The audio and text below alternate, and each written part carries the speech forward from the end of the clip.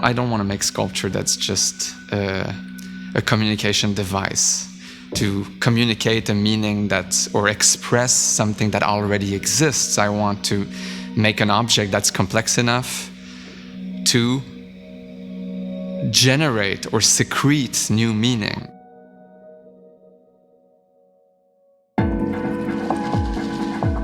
This is not my first plexiglass box piece, but it's the first time that I actually incorporate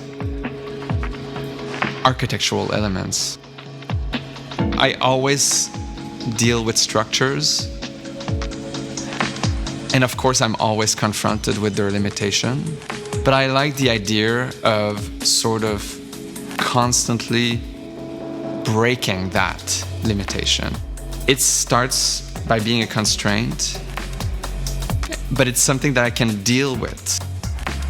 The idea of the eye is very present also, and the piece is full of holes. So for the first time, I made the connection between two. What's a hole and an eye?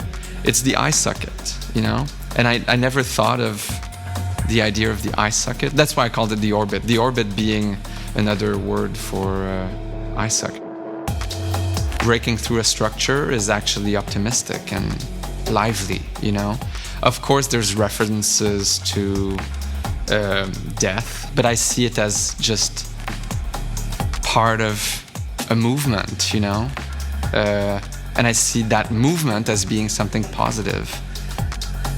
It's not even like a conscious sort of position that I have that, you know, as, you know, that I'm conscious of the fact that it's ironic or that it's contradictory, you know? I'm destroying, but at the same time, I'm making something. No, I don't even see the destructive aspect of breaking through a structure. I don't see that.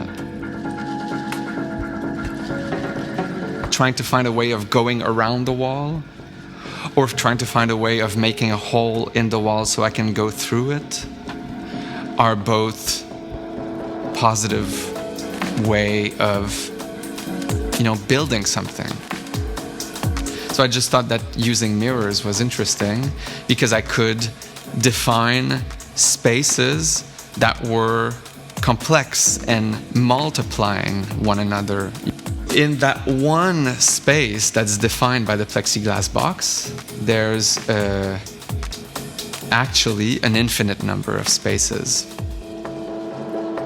I wish that people let themselves be drawn to the formal complexity, the complexity of the structure, the details.